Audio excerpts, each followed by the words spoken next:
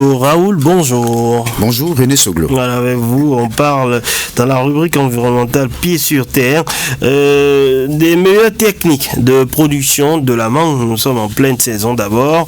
Vous nous dites que les mangues que nous consommons pour la plupart ne sont pas de bonne qualité. Ça fait peur, hein? Oui, pas que ça tue. Mais la mangue, vous le savez, c'est un fruit qui est beaucoup consommé et c'est un constat désolant à chaque saison des mangues.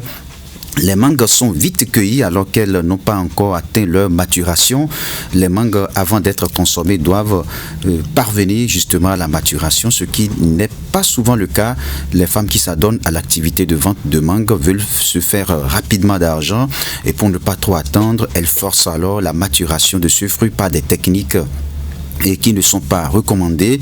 Et la formation de la mangue n'est qu'une étape. Il y a donc bien d'autres phases avant la consommation. Autrement, cela se ressent à la qualité et au goût. Dans quel cas dit-on qu'une mangue est prête à être consommée? C'est la question qu'on doit se poser. Question justement posée à Julien Boulga. Il est enseignant à la faculté d'agronomie de l'université de Parakou à la retraite. Il nous apporte plus de précisions sur une mangue qui est prête à être consommée. Les fruits en général ont plusieurs phases pour atteindre la maturité. Quand est-ce qu'elles sont mûres? Il y a plusieurs phases.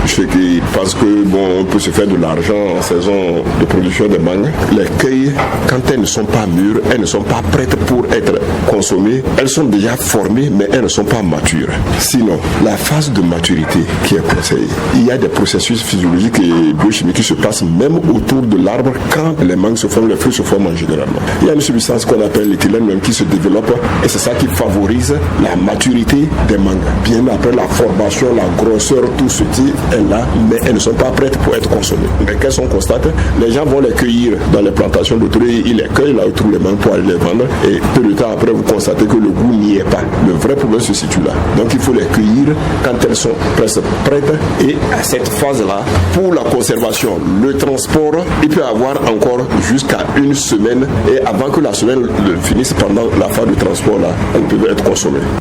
Voilà donc René Soglo, le triste constat, toutes les mangues sont cueillies, mal conservées ou font l'objet d'une maturation forcée et précipitée. Conséquence, la peau de la mangue apparaît parfois vieillie, elle présente une couleur non uniforme, parfois au goût acide, bref, la mangue perd son caractère naturel.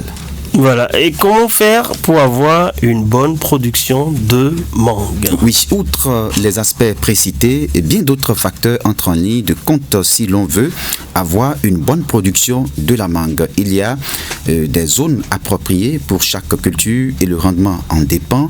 La mangue ne fait pas exception à ce principe agricole. La quantité et la qualité dépendent de la zone de production. Selon le spécialiste, les terres du nord Bénin sont en général assez favorables pour la mangue.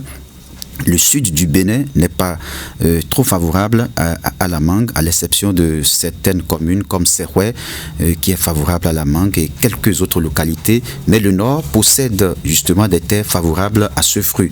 Les premières variétés de mangue introduites dans le pays ont presque disparu et aujourd'hui, les producteurs ont recours au système de greffage. Mais le but visé n'est pas toujours atteint, même si dans certains cas, le greffage est un succès. Par le passé, et vous pouvez l'observer, le label de Parakou était intéressant. Les mangues étaient grosses, délicieuses, mais aujourd'hui, ces mangues ont chuté en grosseur, en qualité et en quantité à cause justement de l'urbanisation et il y a également le vieillissement des manguiers qui ont besoin d'être remplacés. Le spécialiste recommande le renouvellement des plantations, ce qui n'est pas le cas. Quand les manguiers vieillissent, ils ne produisent plus des fruits en qualité et en quantité. Julien Boulga, enseignant en agronomie à la retraite. Un manguier, même si c'est la même variété qui est plantée à Cotonou et celui qui est à Parakou ici, ça ne peut pas avoir le même goût. Le climat n'est pas le même. L'insolation, l'humidité, tout ça là, ça entre en ligne de compte. Vous pouvez le constater, les manguiers généralement, là où ça produit le mieux, là où il y a le plus de goût, c'est beaucoup plus le nord du pays. Et il y a quelque chose d'autre à souligner, ces premières variétés qui ont été importées, introduites sur le territoire national ici depuis l'époque coloniale, elles ont presque disparu. On a commencé par greffer telle variété, on prend ceci, on mélange à ça là, parce qu'on recherche peut-être la grosseur, le goût, la productivité, il y a même le greffage, ainsi de suite. Tout ça là, ça a beaucoup joué et ça joue encore beaucoup sur la production, la qualité de la mangue selon la zone de production. Ces variétés que vous appelez les quintes, les gouverneurs et autres là, elles n'ont pas été sélectionnées au Bénin. Et après la sélection, généralement, qu'est-ce qu'on fait? On voit où est-ce que, dans quelle zone agroclimatique, la production sera la meilleure. Le goût, la quantité, tout ceci là, on doit vérifier.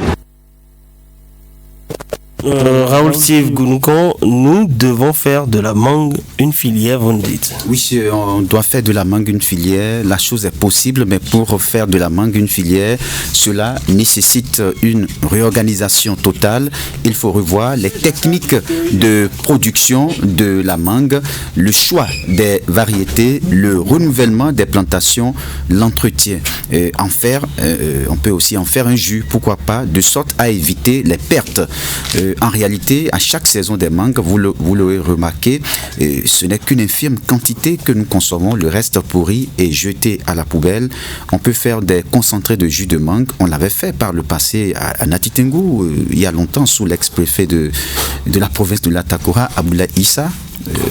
Et pour en arriver là, eh bien, toute la production doit être revue, toute la technique, le choix des variétés qui doivent être adaptées à chaque zone agroclimatique. Les variétés sélectionnées doivent être adaptées au milieu.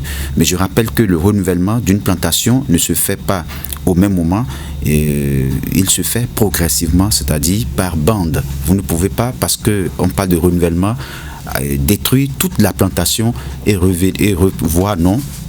C'est par bande, de sorte que vous